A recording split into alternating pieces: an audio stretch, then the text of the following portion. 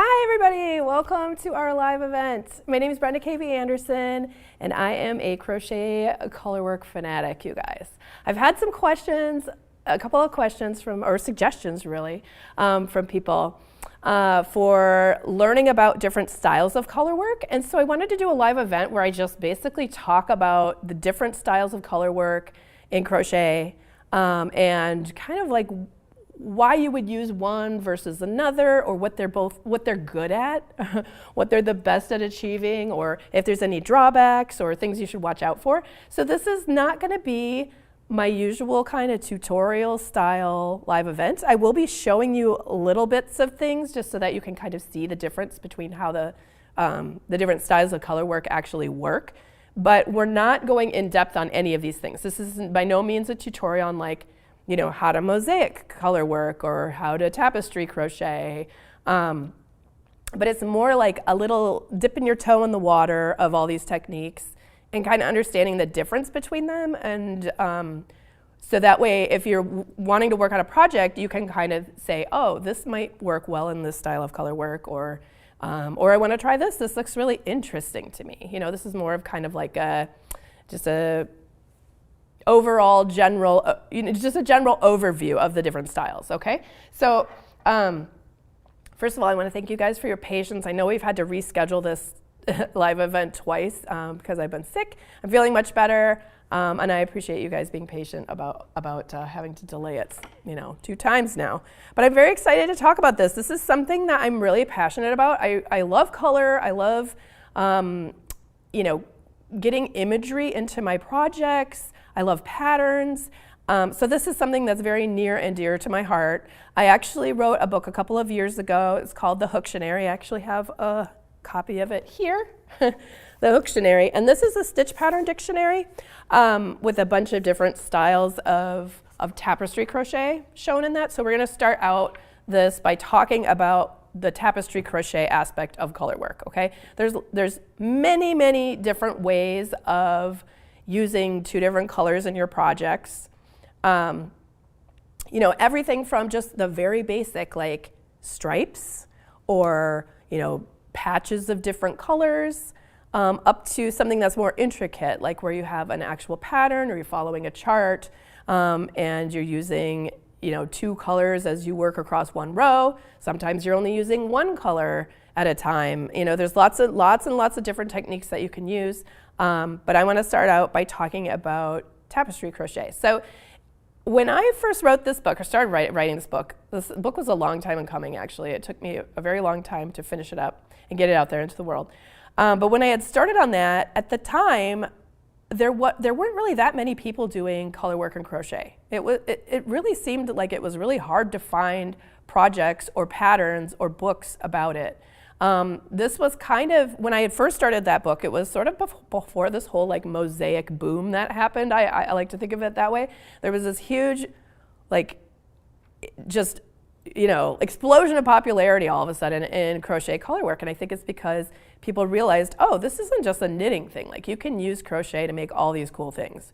But when I was working on that book, at the time, the definition for tapestry crochet was that you were working it in the round and you were switching back and forth between your colors.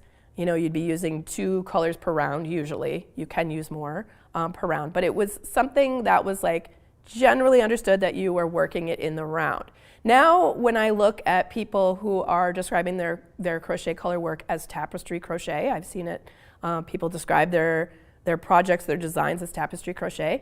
It looks to me like people are using that term a little differently now and using that to just describe like creating an image in crochet while you're making a tapestry or something like that, where you may be working back and forth in turn rows, or you might be working in the round. So there's the words in crochet, like the word tapestry crochet to me has changed a lot over the last few years, and people are using it to describe different things. So I'm going to talk about tapestry crochet as the way that I first learned, which is when you're working in the round, you're using more than 1 color at a time. You're just kind of switching back and forth between the colors.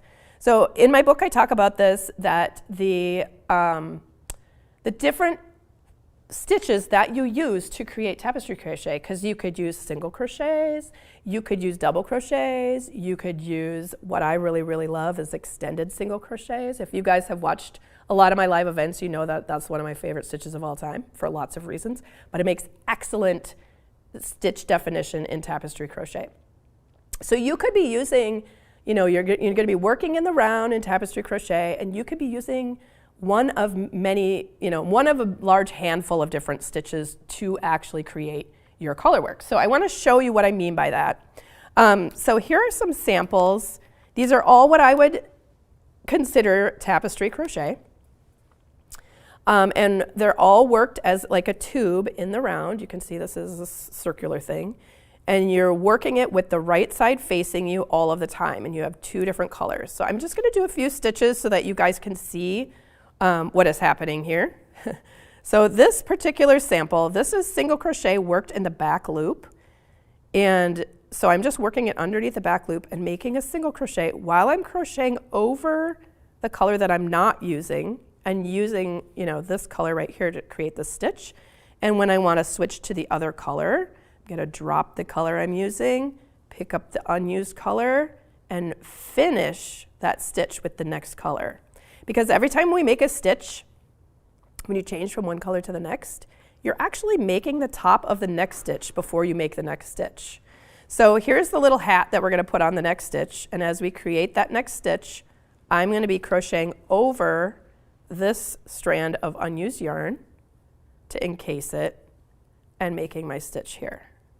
Okay, so this is one version of tapestry crochet. We're working single crochet into the back loop and just working around and around, and so you can see how I'm switching back and forth between those 2 colors, and I am crocheting over the color that's not in use. Now, you can do tapestry crochet where you just kind of let it strand across the back of your work, and then you will see these little strands on the back. They're called floats. You can also do that. This is a little bit more common, to trap those floats so that you don't have those strands hanging out on the back of your work. Okay, so I'll show you one more color change here. And now we're working with the green. Okay, so you can see that, I'm just switching back and forth between using these 2 colors. They're going around with me as I stitch. When I'm not using it, I'm just crocheting over it and continuing on my way. So this is a single crochet worked through the back loop. That's the stitch pattern I use for this particular tapestry crochet. This one is an extended single crochet. I believe it is, it's a split extended single crochet. It's okay if you don't know that term of the stitch, or if you don't even know what an extended single crochet is either, that's okay. I actually have a suggestion for you in a minute about learning extended single crochet. But see, you can see how the stitch, the texture of it looks a little different. Just the way that the edges of where one color meets the next color, they just look a little different. It's because I'm using a different stitch. This is a split extended single crochet. This one is a front post double crochet, so these are post stitches. And let me just do a couple of them here. So you would work around the post of the stitch, and you can't actually trap your floats, so they just hang out on the back for this particular style of color work. I'm going to switch back to the blue to complete my stitch, just like that. Okay, and you can see on the back of the work, there are these little strands here. These are called the floats, where they're just going from one section of color to the next. Okay, and this particular fabric is a little bit stretchier, it's squishy, it's very warm. It just has a very different feel to it than the others, because this is made with post stitches. It's just the anatomy of each stitch is just different. The way that the loops are made are just different. This is a split single crochet, also known as center single crochet, also known as the waistcoat stitch. Some people call this the knit stitch, but it's basically like a single crochet that's worked a little bit further down into the stitch instead of underneath the top 2 loops. Like instead of right here, you would work it down in between the 2 legs of the V. like that to create the stitch. So these, choosing the stitch pattern that you're using, that'll affect how clean your color work is. Like if it has lots of if it looks really pixelated and it doesn't look like it's forming a solid image, you may want to try using a different stitch, using the split single crochet or a waistcoat stitch, or using an extended single crochet, which is what this one is. There's so many different styles of this. And so that'll affect not only what the color looks like how much the colors bleed into each other or stay separate and nice and crisp. That'll affect that, but it'll also affect the hand of your fabric, the drape and the feel of your fabric. So it might be really, like this particular stitch, it looks super clear, but it does not have as much drape. It's a very compact stitch, and it generally doesn't have a whole lot of stretch. And you can, go up hook sizes and things like that to affect the drape and all that. But just know, I just want you to know that there are all sorts of different versions just within this version of crochet, just within Tapestry Crochet, just depending on what stitch, what the anatomy of the stitches, what the actual stitches you're using are to create the motif, that's going to affect your fabric, it's going to affect how it looks and all that. So if you guys want to know a little bit more about this style of crochet, this Tapestry Crochet, I do have numerous projects actually on the Creative Crochet Corner website. Let me see, I'm going to grab those. We've got this is actually comes from a class. This is Mastering Front Post Double Crochet. This is on Craftsy. It's also on the Creative Crochet Corner website. And here I am using that post stitch crochet because it's nice and stretchy and it's super warm, and it makes really nice graphic designs. Like it really looks clean and clear. It really looks good. It looks similar to knitting, but it's thicker and warmer, and it has like more stretch. You can see it's stretchy. So this one I really love. So that is from a class that I did for the Creative Crochet Corner website. Also, let's see, we've got this one. This is called the All That bag. And so this one is using the single crochet through the back loop. That is a free pattern download on the Creative Crochet Corner website. There should be links to all of these also in the description. So if you're looking for these projects, there should be links to these different projects I'm kind of highlighting here so you guys have access to these. So this is Tapestry Crochet again, use single crochet, work through the back loop. This one I believe is a premium, or you have to be a gold member. This is the knit stitch or the split single crochet, also known as the waistcoat stitch. This is actually made in the round. It's a tube and it's stitched together at the top and the bottom, so it makes a very thick, really nice pot holder, and it's kind of meant for holiday season, so it's a little bit of a snowflake there. And then this project was made in the same stitch, split single crochet or center single crochet or waistcoat stitch, knit stitch, and I chose this particular stitch because it was nice and stiff, and I was making this little elephant purse, and I wanted to have a little bit of structure without actually having to line it. So that stitch pattern is nice, can be nice and stiff if you stitch it up at a fairly firm gauge. Let's see. All right, and then also, so we've got the, I think this is called the Tannenbaum hat, and this was a project that I did. I did a live event, and also you have access to the free pattern for the Tannenbaum hat. And this one was done in extended single crochet, Tapestry Crochet again. These are all Tapestry Crochet so far. And this one, this is like the download of the day. We have a link to this. This is a checkered bucket hat, and this was made in my favorite, the extended single crochet stitch. The thing I love about this stitch, and I really wanted to highlight it here, is you get these very crisp edges. So if you're making anything that's a square and you really want the sides to be very clear, and you're doing it in color work, I recommend for sure using extended single crochet to create that stitch pattern. And we do have a tutorial on this as well. So this is a fun cotton hat for the summertime. All right, so we've got, that's all our Tapestry Crochet. Two more things I want to say, actually just one more thing I want to say about the Tapestry Crochet, is that because you have to work this style of crochet in the round, so you always have the right side facing, you're not working it back and forth in turn rows, you're basically creating things that are going to be a tube. So if you're thinking, well, I can't make a cardigan, I can't, that seems limiting. you can actually do those things.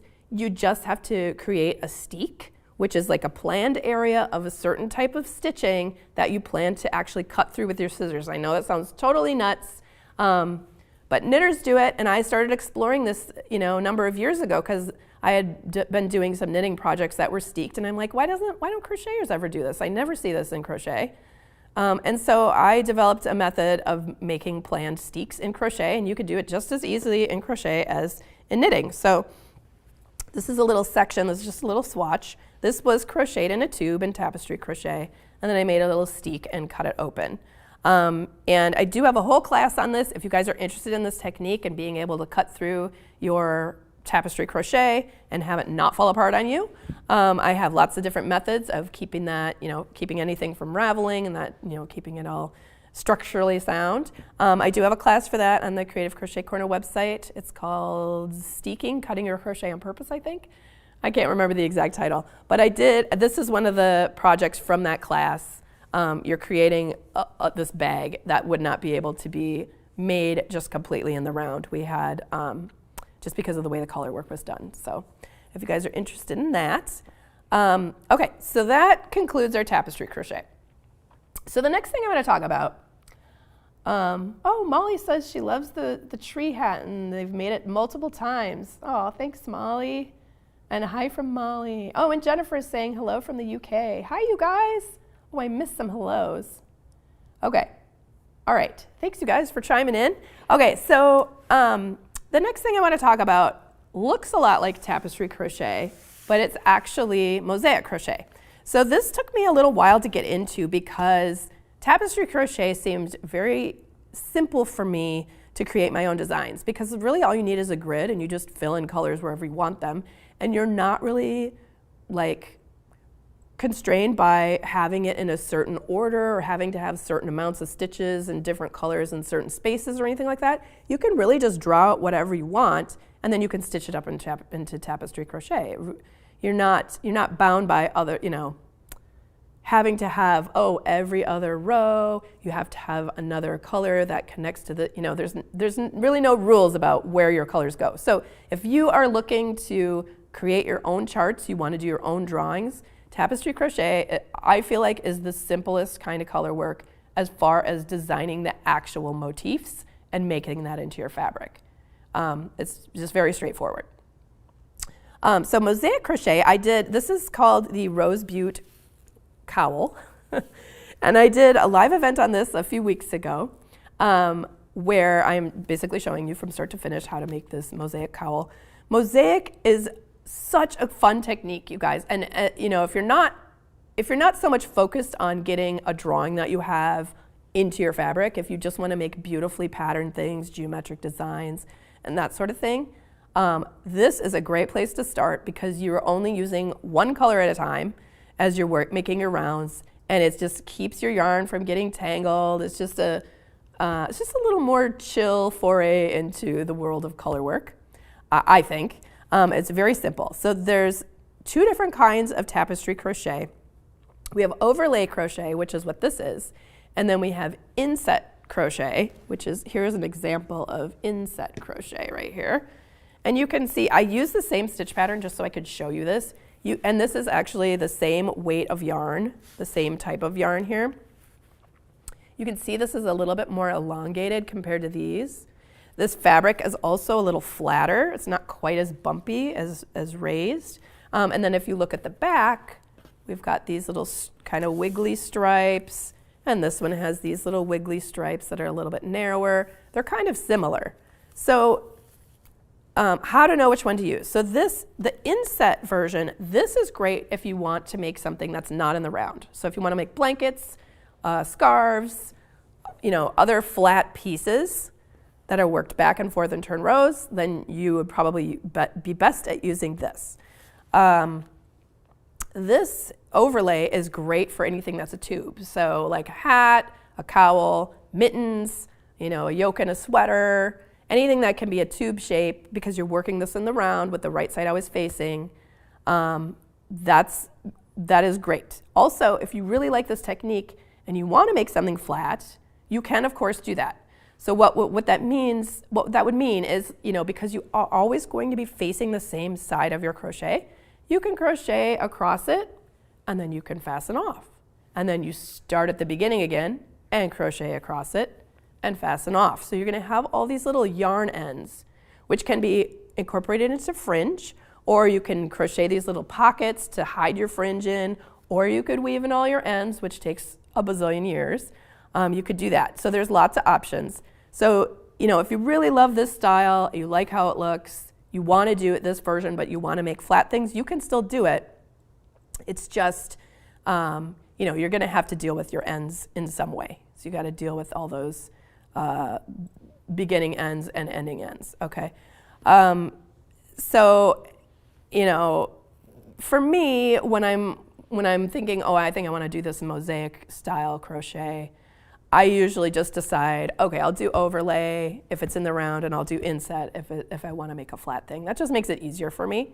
But, we are crocheters, and we have ways of figuring out different ways to adapt anything, right, to fit whatever it is that you need. So there are ways around both of those things. But just in your mind, if you think overlay, that's usually in the round, or is easiest to do in the round. Inset, back and forth, and turn rows. So the way that this works, I just want to show you just like a brief overview of how Mosaic works. So Mosaic, you're only using one color at a time. And here, I'm just going to back this up a little bit here.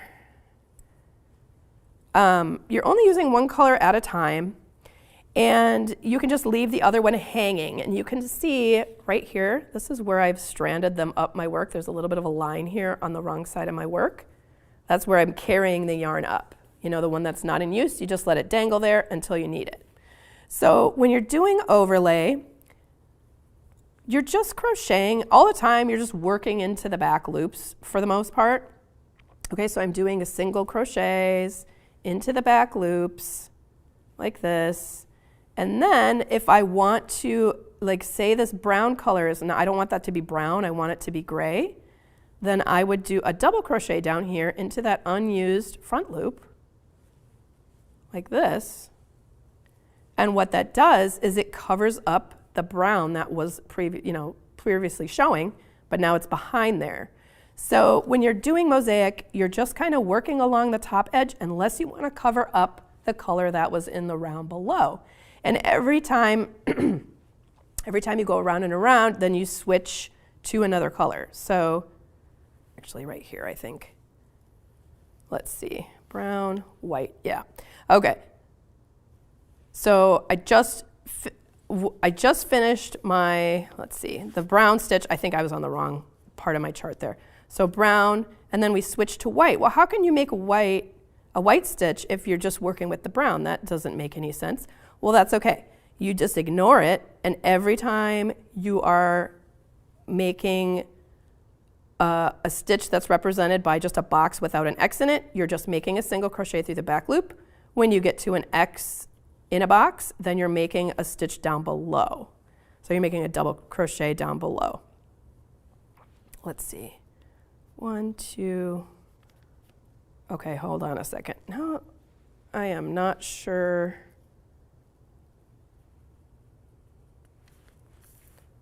Okay, let's see. That's where that was. Right here. Brown, brown, drop down below. But that doesn't make sense. Okay, I think I'm in the wrong spot of my chart. Hang on a second here, you guys. Let me sort this out.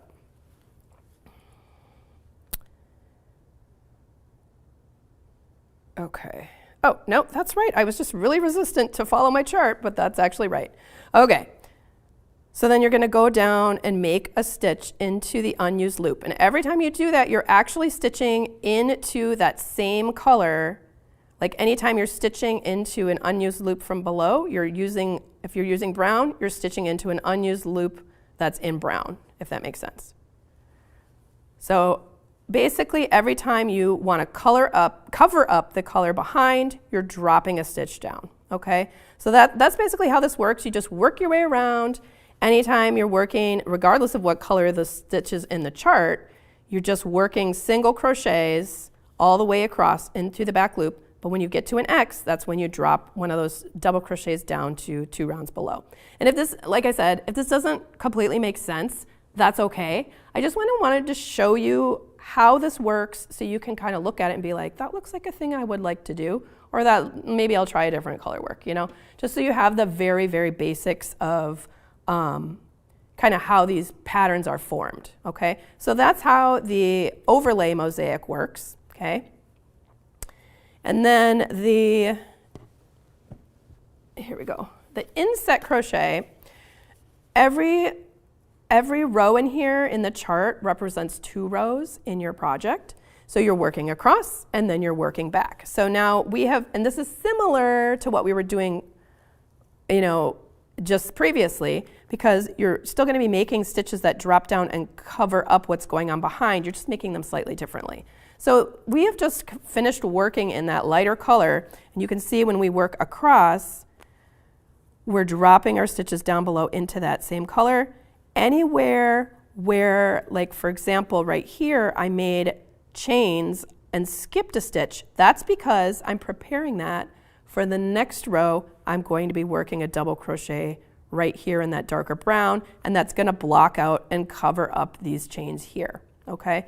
So again, this isn't meant to be like a full tutorial. I'm just kind of trying to explain, like, you know, the motions that you're doing a little bit, just the theory behind it. Basically, you're working 2 rows and you're still covering up on the first pass across, you're covering things up. On the second row, you're just basically single crocheting across. And if you come to a section where you've done chains, then you chain instead of doing a single crochet. It's very simple. And I'm working on a class for this style of crochet that'll be coming up at some point in the future.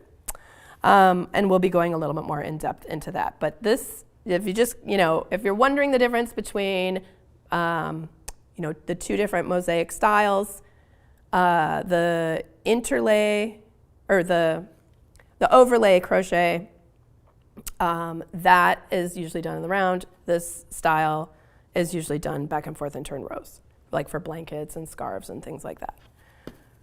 And also, I just want to mention too, for this style of crochet, if you want to have a reversible piece, where, like if you're making a blanket and you want to have stuff on the back, there are additional techniques that you can use to create that pattern on the back as you're working it up, which is very cool. That's just like another step in learning this process. So there is also that option too. So just, you know, if you're thinking, oh, I want to make something, but I really want it to be reversible, you know, that's still an option for you. Even if you do it this way, the back side still looks nice. It's just kind of wavy stripes. I think it looks good. Okay, so those are generally the two styles of mosaic crochet. So we've talked about tapestry crochet, we've talked about mosaic crochet, and then I want to talk a little bit about C2C, also known as corner to corner. So this style of crochet, oh, Jennifer says, only just started in a mosaic. Well, welcome to the mosaic world, Jennifer. I bet it's fun though, because it's just kind of a magical moment once you finally, like, when it clicks and you're like, oh, this isn't actually that hard. Like it takes a little while to understand what it is you're supposed to do, but once you get that, it's, you know, it's just really kind of like stress-free. It's a very fun way to stitch stuff up. Oh, hi from Venezuela. Hello, welcome. Let's see. Oh, and we have another person saying, I'm just working up to mosaic, have no idea what to make. You could start with this, like a little coaster or something like that. That would be really straightforward and small, just to kind of get oriented and kind of understand. Or, you know, if you're interested, this pattern is a free download if you are interested in making this cowl. And then we have also a video on the Creative Crochet Corner website with a full tutorial if you're interested in that. Oh, we've got someone saying the Love MJ's Off the Hook mosaic blankets. I have the tree one started with plans to make the butterfly one they recently released. Oh, I haven't seen the new one. She does have some really great stuff though, if you guys are interested in mosaic blankets. She's, yeah, very much immersed in the world of mosaic blankets. It's very impressive. We've got, I've been making a Wayu bag. Oh, okay, that's made with one of those drawstrings, but they are knitted and circular with 2 to 6 colors. Oh, okay. And is that in Tapestry crochet, I wonder? Those Wayu bags? Yeah, 2 to 6 colors. Yeah, when you work in Tapestry crochet, you can carry along a bunch of different colors and pull them out as needed and crochet over a bunch of them. And that makes a really thick, nice, sturdy bag. It's a really great way to create that kind of fabric. Okay, so back to C2C, which is corner to corner. So this style of crochet, I feel like this had like a little crochet boom about, I don't know, like maybe 5-10 years ago. All of a sudden everyone was making all these cool corner to corner blankets and giant super scarves and things. I'm just gonna grab this stuff over here.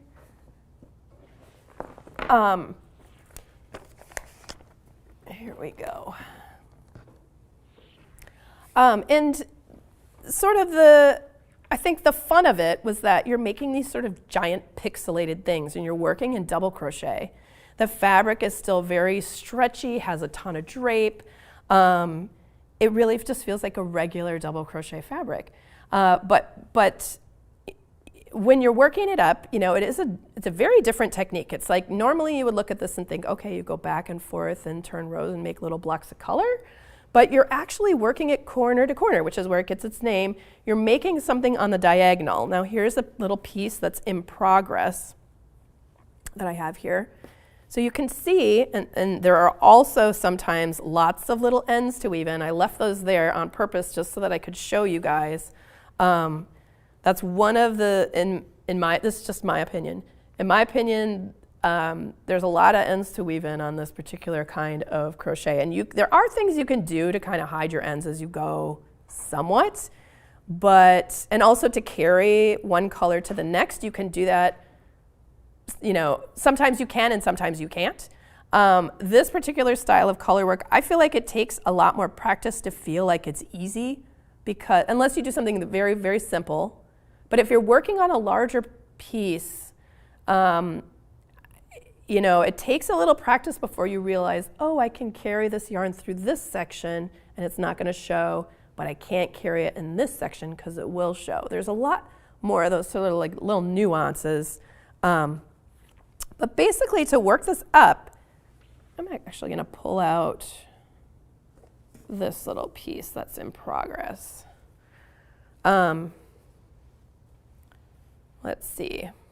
I wonder if you guys can see it. It's a little too, oh, I know what I'll do. I'm just looking for a background here because I have a white piece. I'm just going to pull this over here. And there we go. Okay. So here I have in process, this is a little kitty.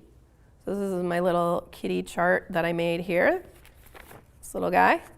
And you can see, like normally when you are working it from a chart, like if you're doing tapestry crochet, you can see how it would be numbered 1, 2, 3, 4, 5, 6, 7, 8, 9. Those would be the rounds you'd follow. You'd start here and work your way up. You're just kind of continuing across here, working in the round as you get up to the top. Now the difference between that and C2C, these are pretty much identical. It's just that the numbers are different. So when you're working in C2C, you're actually starting at a corner. Let's see where my little highlighter go. There we go. You're actually starting at a corner, like right here. This would be row number 1, and you are working your way across in this direction usually. So you're making some stitches this way, some tall double crochets, and then you make some chains here and here, and then you make some double crochets here. And then you do a slip stitch and come up here and make some double crochets here. Then you do some chains and some more chains, and then you make some stitches here. See how I'm drawing these lines in different directions? Actually, I don't know if that's showing up for you guys very well. Let me trace them in pencil. So these are like individual stitches that you're making. Little groups of double crochets. So for every little block, like say this eye, there's like 3 double crochets here and then a 4th one that gets kind of covered up in the next stitch. So, you know, when you're creating this, okay, so this is in process. We started here with this little block of stitches, okay? And then we worked our way up, doing some stitches here, some stitches here, here, here, here, here, here, here, here, here, here, here, here. So we're just, and then now we're on this row where we're making stitches going in this direction. So here's some, you kind of climb up to the next step, make some more, climb up to the next step, make some more, and up to here. So let me just, I mean, if that doesn't make any sense, that is okay. I actually have a video on how to make this scarf on the Creative Crochet Corner website if you guys are interested in learning about that. So you can see that a little bit more slowed down and in detail. But just so that you kind of have the general idea of how this comes together, I finished with this group of stitches. It was facing this way. Here, let me just back up. We were making some double crochets right here, like that. And when we've finished, we did our chain. And then when we finished our 3 double crochets, we're going to chain.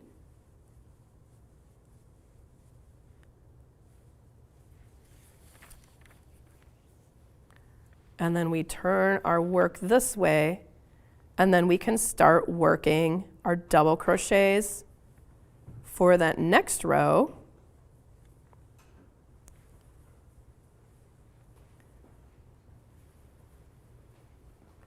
So this looks like it's not attached to anything, but then we're going to slip stitch it right here, like that. Okay, so that's making our little block here. Now the next block we're going to fill in is right here. So we got to chain our way up. And then we're making some double crochets here.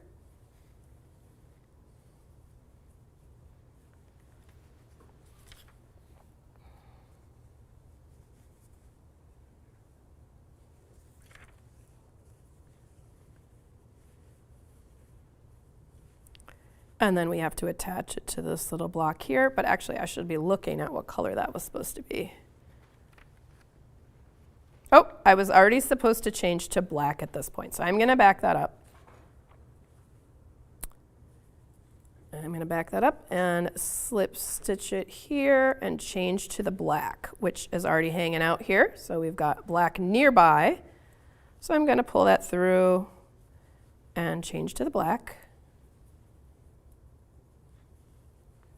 And then because there's this strand hanging out across the back, I can crochet over it and hide it. See what I mean? Like sometimes you have to just be paying attention to where you can hide those extra little strands of things.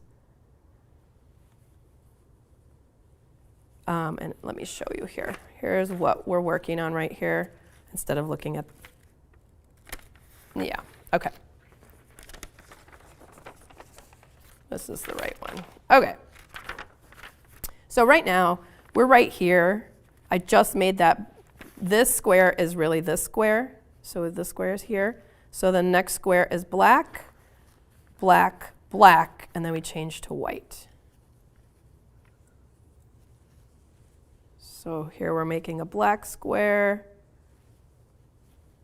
I know it's going to be really hard for you guys to see these stitches because this is black here, but you can kind of see the color get filled in a little bit.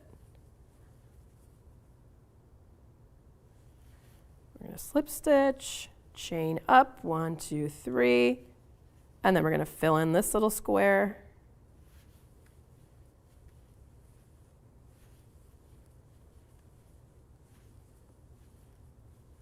And slip stitch over here, chain up, 1, 2, 3, and we're going to fill this square in.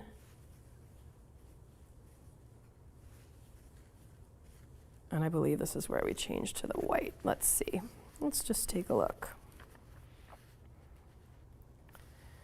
1, 2, 3, 4, and then white. 1, 2, 3, 4, and then white. Yep. So we're going to slip stitch here, and we're going to change that to the white. So we've got a white nearby, so we're going to bring that on over and let there be just sort of a longer strand there, and then we just have to make sure we crochet over that to cover it up.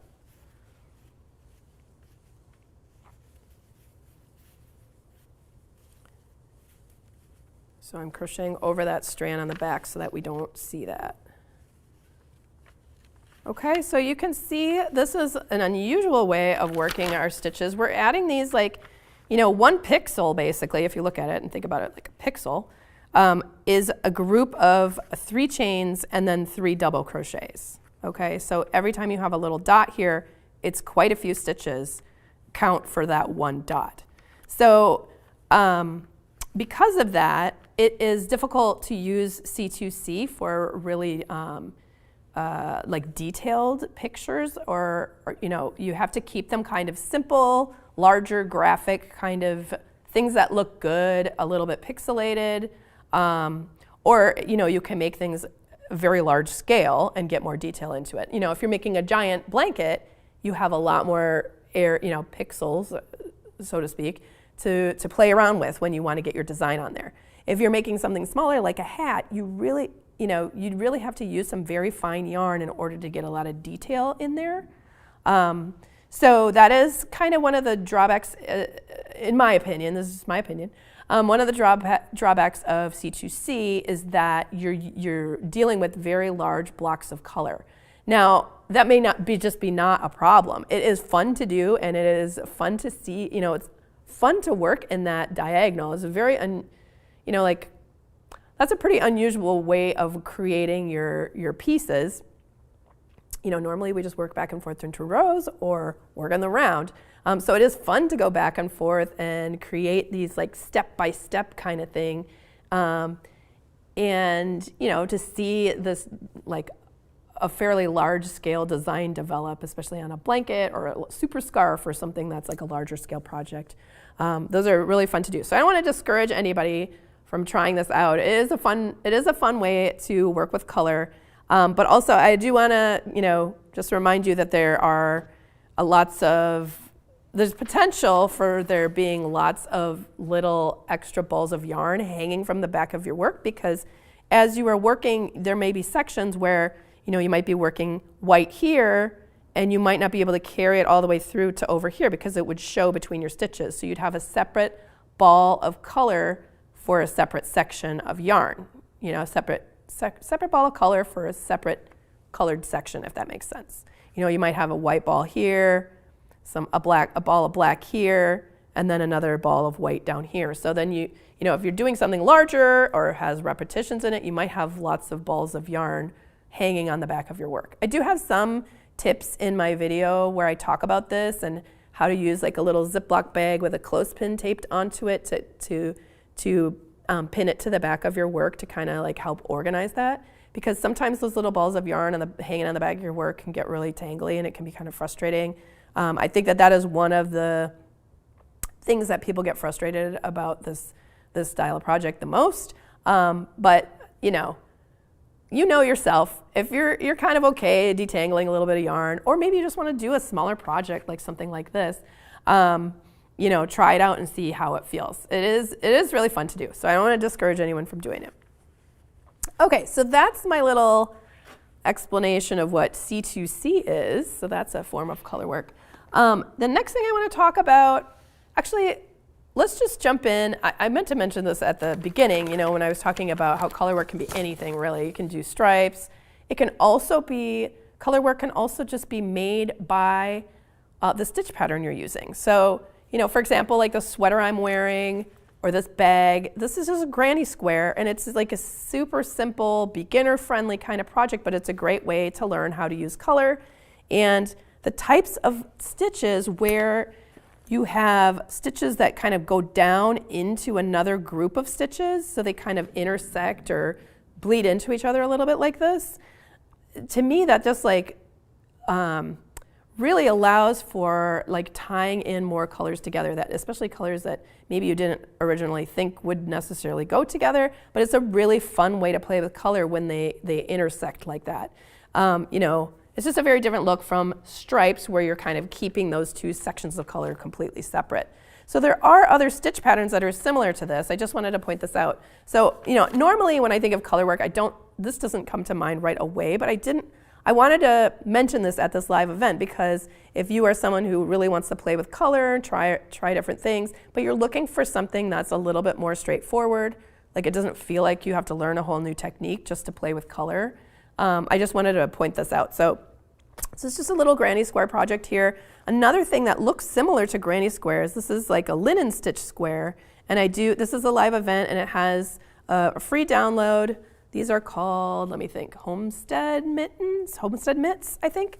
And they're just little fingerless mitts, but it's a really fun way to use up your scraps, and it's almost like a mini granny square in a way. You're actually using single crochets and then chains between your single crochets, and then the stitches kind of sit down into each other. Like you can see the green kind of comes down between those two pink stitches, and that's just kind of a fun way to tie together, like I said, colors that it just makes your colors look like they belong together, I feel like, a little bit more. So you can really use a bunch of your scrap yarn. So I just wanted to bring this up just in case you're thinking about, you'd really like to use color, but you're not really sure if you want to use, learn a whole new technique. This could be a way that you could do that. There's also other stitch patterns out there, like the Catherine wheel, and other sorts of stitch patterns, like the spike stitch. I don't have examples of those here today, but those also use multiple colors, and they kind of have a way of joining the colors together or like interspersing them so it's not just like solid lines of color. This is another example of that.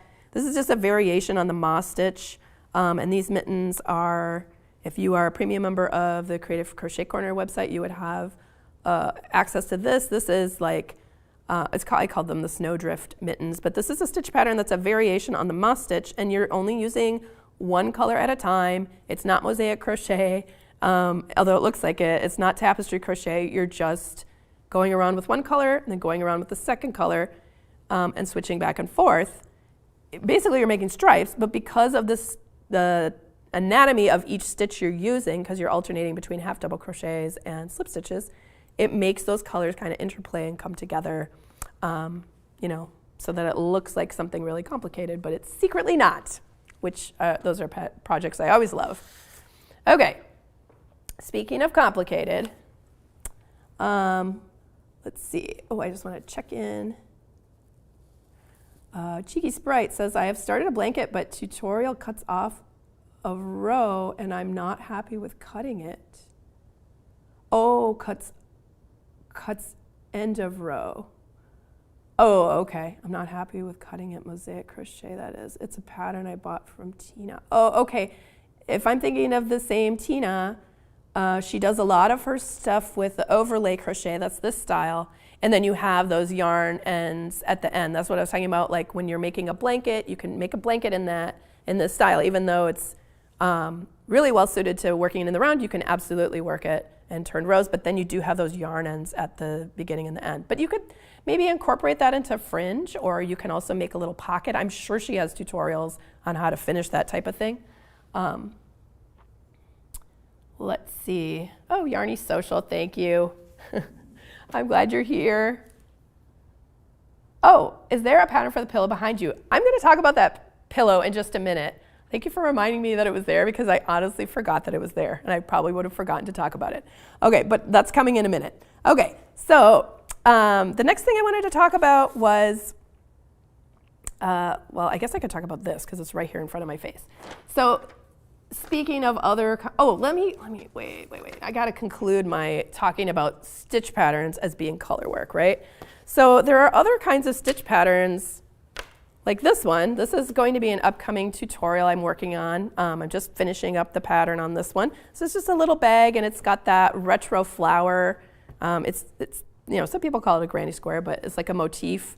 And you're only using one color per round, but the way that you make your stitches in front of other stitches or around other chains of stitches or things like that, it brings those colors together. So there are also lots of options of things like this, motifs that involve different colors. That's just part of the stitch pattern. And normally this doesn't come to mind right away when I think crochet color work, but you're using multiple colors and you're making a beautiful motif, and anyone who doesn't crochet would have no idea that there's a different style of technique used to make these colors into this particular style and these colors into this particular style. They wouldn't even know. So anyway, I just wanted to point that out. And another little quick thing too is there are certain stitch patterns that make it extremely easy to do cross stitch on.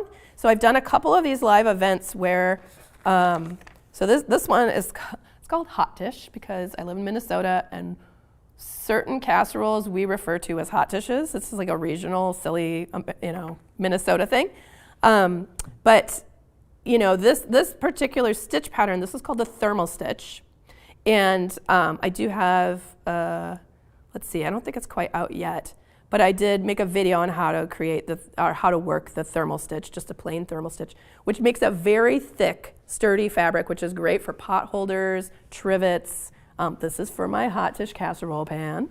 But it makes this perfect little grid. If you look at it, there's all these like little perfectly proportioned stitches, and you can make X's in them in all those little kind of like divots or holes around the stitch. You could just think of that as being, just like regular cross-stitching fabric. Right now I'm blanking on what that is called. But anyway, I'm sure one of you guys knows.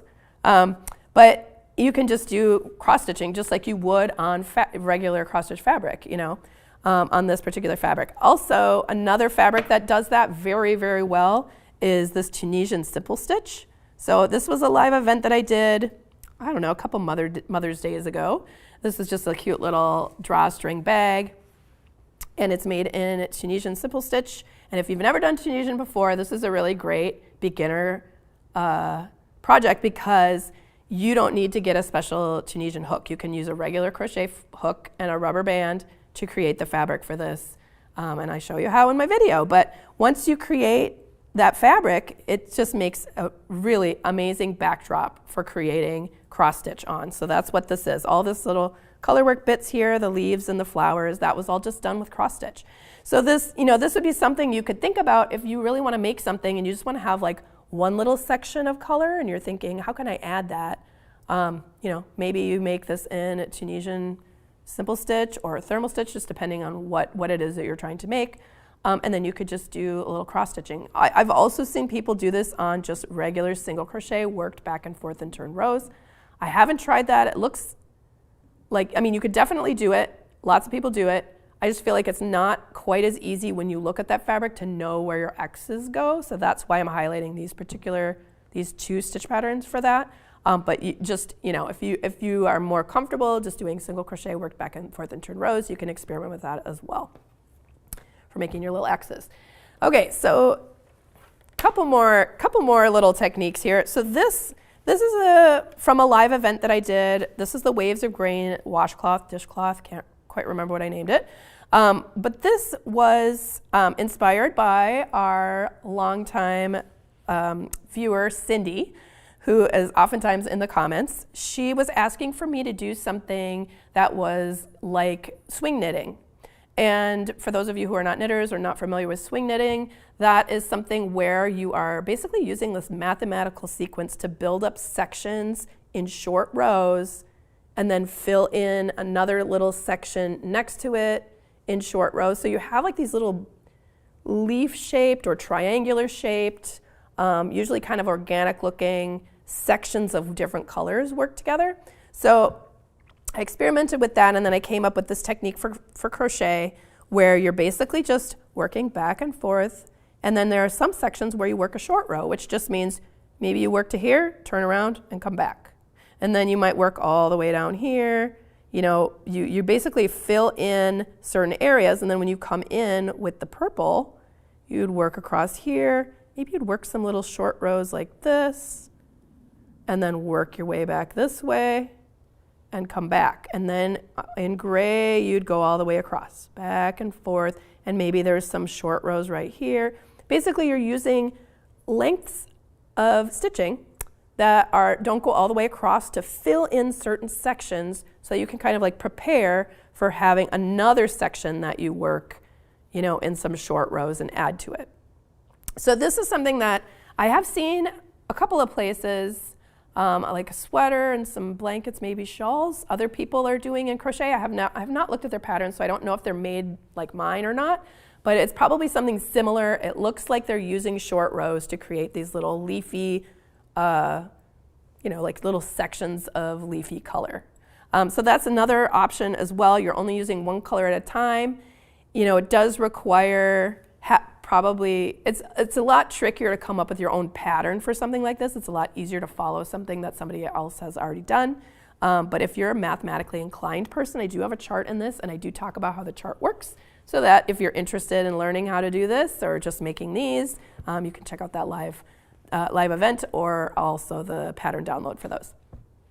Okay, 2 more things. So we've got right here, this is something called interlocking crochet.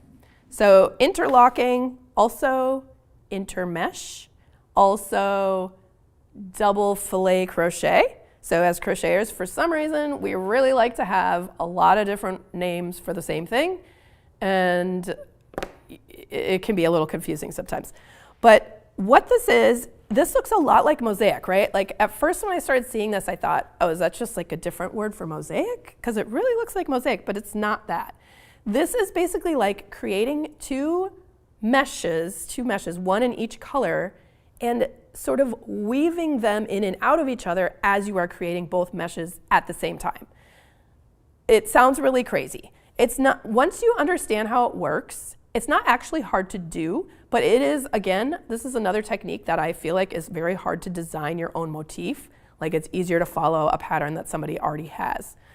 So what you have here, like in intermeshing crochet, you have a reversible, fairly thick, stretchy, really not, I mean, this has just a really good feel to it. This would make a great sweater, blanket, scarf, and it's totally reversible. Now, so this one you can see it's the same, pretty much the same shapes on each side. Here we have, you know, the green is the pink and the pink is the green, if that makes sense. But it's pretty much reversible, the same motifs. But this piece right here, this is completely different from one side to the other. So I'm going to show you that one more time because I did not believe this when I first saw this. I was like, what is this magic? I need to learn about that. So, and I also left this open so you could see. This is the bottom. And so this is basically like this grid, this mesh that you're making. So we've got the orange mesh and we have this sort of off-white mesh.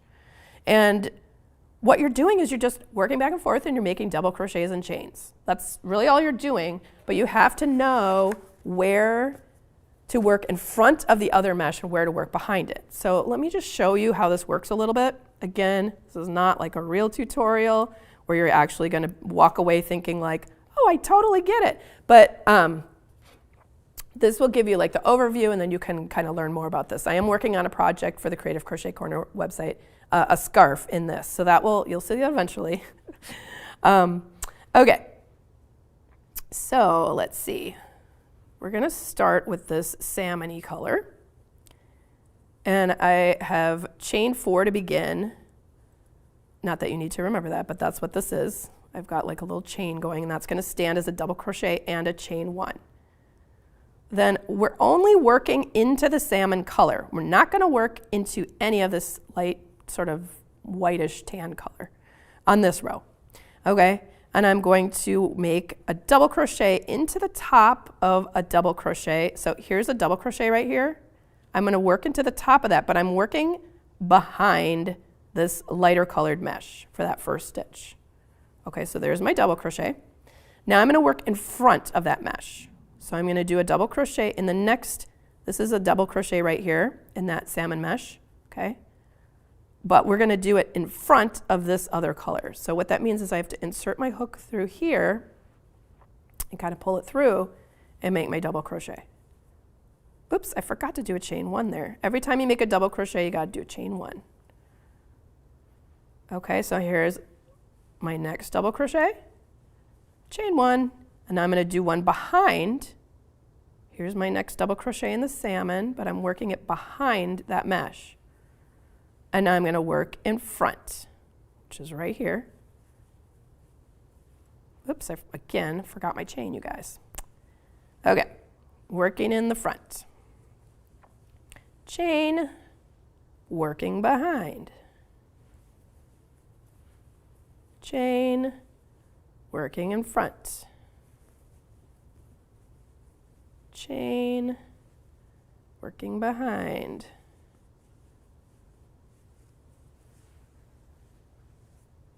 So we're only ever working into the same color. Oops, forgot my chain again. Every time I open my mouth to talk, I'm forgetting chains, you guys. Okay. We're only ever working into the same color that we're using. And whether we're working, and we're only ever working into the double crochets, okay, into the tops of those double crochets. And so we just have to basically keep checking to see whether we're working in front of the previous color or behind the previous color. So there's a behind. Oops, again. Got to get that chain in there.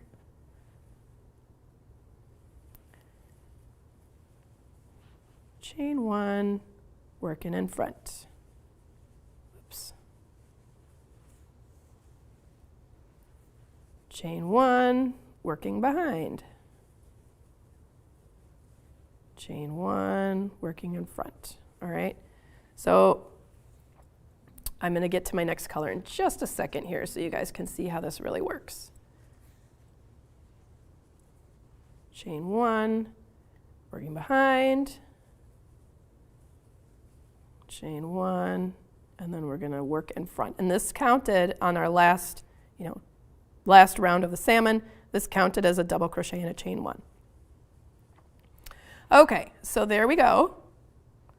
So I'm going to just put a stitch marker in here so that doesn't undo. And then we come across to the other color. So every time you do a row in one color from right to left, then you also do the second color from right to left right after that before you turn your work. So this one, I started out with my chain 4, and then I'm going to start out by working behind, which is right here. Chain 1 and another behind. Chain 1 in front. Chain 1 in front. Okay, so last time we were basically going behind and front, behind and front. We were alternating. Now we're doing 2 in the back, 2 in the front, 2 in the back, 2 in the front. Okay, so just depending on what the geometric, design actually is, that's what's going to be driving whether you're placing your stitches in the back or in the front of that previous mesh that you just made. So again here, oops, I forgot my chain. We're still only working into that same matching color. And whether we work in front of or behind that salmon color, that's what's going to be either covering up color, like see how that covers up that salmon color because it's going in front of it. Or if you go behind it and let that color show through here, that's basically what's creating that geometric, that motif, that geometric design. Okay, so this isn't tricky to do. It's just it's just a different technique, and you have to kind of get in the rhythm of it, and just kind of once you start making stitches and learning how to manipulate that. If you're trying to work something behind, I'm trying to work a double crochet right here, but I got to go behind this, but yet insert my hook to the front. You just kind of have to get some different motions down as to get it to go in the right spot and to get everything to work smoothly. But it's really super worth learning this one because it's so fun. It's very different from, at first I thought, oh, this is just going to be another version of Mosaic. Why do I need to learn this? But it really isn't the same. It might look similar, but it's cool that you can have 2 very different looking geometric patterns, one on one side and one on the other. And it also just has so much stretch, you guys, stretch and squishiness. It just makes it would make a really great blanket, especially a scarf, I feel like. So that's what I'm going to be working on. I'm going to be working on that for you guys, making a scarf. Okay, so let's talk about the pillow. Well, thank you so much for reminding me. Okay, this is the last thing. I wanted to talk about, Oh, we've got this mesh looks very interesting. Yes, I thought so too. Like it's just kind of fascinating, right? And it's not, that's the intermeshing crochet, interlocking crochet, double fillet crochet, whatever people want to call it.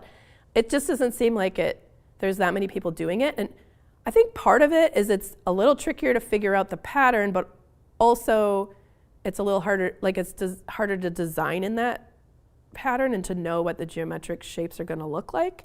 So that's, you kind of have to just get like a stitch dictionary for this or a project book for this. But it is a very fun and interesting thing to work on. Okay, so back to the pillow. So this is called Intarsia crochet. So this pillow, I made this pillow in my Learning Intarsia Crochet, a creative approach to colorwork class. So that's available on the Creative Crochet Corner website if you're interested in making this pillow. But basically the whole kind of reason you'd want to use Intarsia crochet is if you have large blocks of color. So large separate blocks of color. Like a lot of the stuff we've been talking about here, except for the cross stitching, are very distinct, separate, like, two different colors, but they're like a geometric pattern, maybe a repeating pattern or something, where you're going back and forth between the same two colors for the most part. But this is different. We have, like a large block of pink here. We've got this purple here, doesn't go all the way across. So this is a style of color work where you just have a separate ball of color, and once you work your way across, you switch to the other ball and let the one ball just hang, and you work your way back. You can switch your balls of yarn again and come back to this color.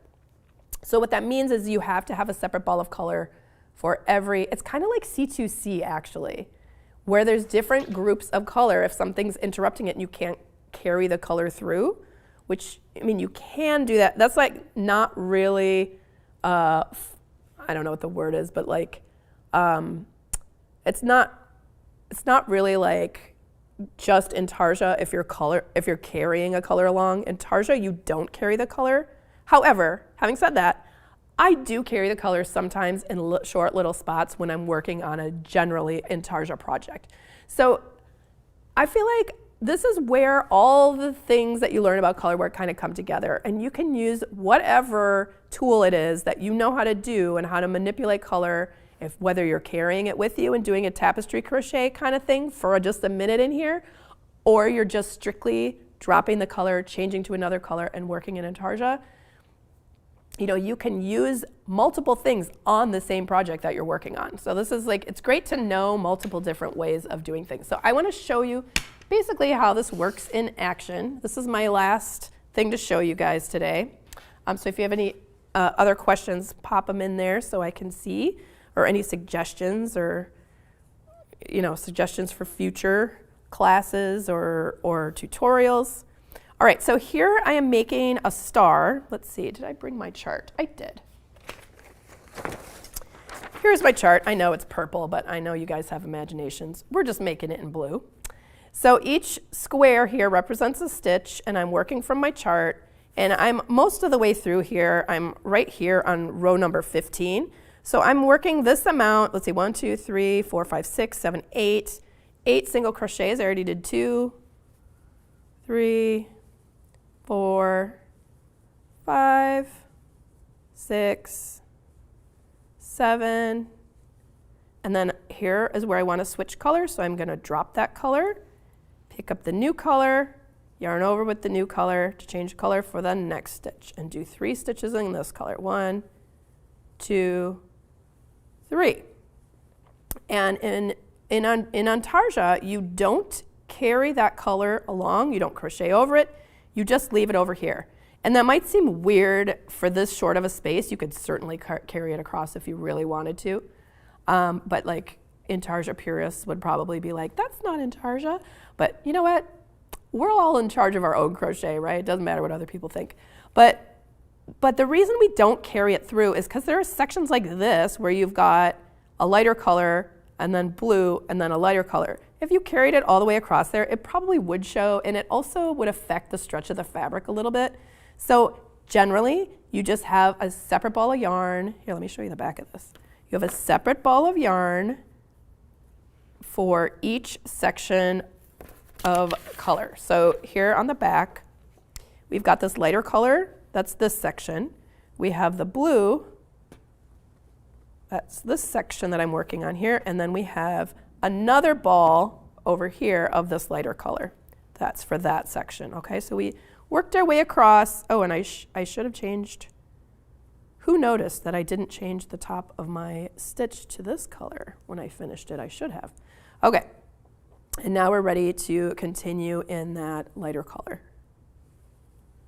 So one thing about working in Intarsia, working back and forth, oftentimes you will see this done in single crochet for the most part. You can use other stitches though if you prefer. But single crochet seems to be most people's go-to when doing this. So oftentimes when you see these projects done in single crochet, like the tapestry crochet that have a lot of details and that sort of thing, there are sections that are done in Intarsia, and there are sections where you might want to just carry the yarn through, and I'm just here to tell you that is okay. For a long time, I felt like I should never do that, and I've realized over time, nobody's going to be checking my work. They're going to think it looks great. It's completely fine. So usually you'll see this in single crochet working back and forth, and you might notice that there are areas here that look a little bit messy. Like you can see there's a lighter color sticking into this color. They're kind of like bleeding into each other a little bit. Whereas this line looks very straight. Like it looks like there's a good division between the blue and this tan color here. But then if you look at, one of these lines, like this one here, or this one, it just doesn't, it looks like a little bit messier. So the lines that go to the right, that kind of angle to the right, those look very tidy, and the ones that angle to the left might look a little messy. There are techniques that I have learned and also developed some of my own techniques for making this look much neater and tidier as you're stitching. Like you can place your hook in a different place. There's areas where you can do like kind of a sort of like a decrease almost. And I do talk about that in my class for Colorwork. So if you guys are interested, if you've worked in this before, for the Intarsia Colorwork, I should say. If you guys have used Intarsia before, or if maybe you've looked at it and thought, I don't think I want to do that because it just doesn't look very clean here for these edges, then you might be interested in taking that class because I do go through, that was something that bothered me for a long time. So I really had to go through and figure out what it was about it that I could, like things I could change and tweak a little to make those lines look a little bit more smooth and like there's a sharper division between the two colors. So I did explore that quite a bit in my class. It's not anything hard, it's just, you just have to go through some different exercises to kind of learn how to deal with those little areas. So, all right, let me just check in here. Okay, is there a chart for the mesh or just written instructions? There is no chart. Now, I have looked and looked and looked to see if anybody has been making charts for the intermeshing or this type of crochet that I was showing you. I have not seen any charts. Now, I don't know everything about crochet, obviously. There's a lot I don't know. So maybe it does exist and someone's able to do it, but I think it's gonna be something that's really hard to chart because you have to chart two different meshes and show which one's coming through. I'm a chart person. I love working from charts. I think that makes things so much easier. And that is, in my opinion, one of the drawbacks of this style of crochet because I can't work from a chart to work up the stitch pattern. I just have to work from written directions. So that is something that I'm going to be exploring in my, because I can't help it. I love making charts. I want to make charts because it makes it easier for me to teach, easier for me to learn, easier for me to design things. And I just feel like charts are so important, but I cannot, as of yet, I have not figured out a way to chart this type of thing. It's just complicated to figure out how to make a chart out of it. There's probably a way though. Okay, and Debbie says, I would like to see a tutorial on gloves with fingers. Okay, I don't know if I've ever designed gloves with fingers, which is kind of crazy. Okay, thank you for that suggestion. I'll put that on my list, Debbie. Okay, thank you guys so much for being here. I know this was a lot. I hope that this was helpful and that you guys have some, good ideas now on where you'd like to start with color work, and some different techniques to explore. And I hope you guys have fun just like dabbling in all these different styles, because it's really great to know how to do many different things here, because sometimes you'll have an idea for a project, and if you know how to do different styles of color work, that'll help you figure out like where to start, right? So thank you guys for being here. I really appreciate it. I appreciate you guys, you being patient through my kind of raspy voice and for me being out sick for a while. But I'm glad that I'm back, and I'm glad I got to hang out with you guys. Bye, everyone.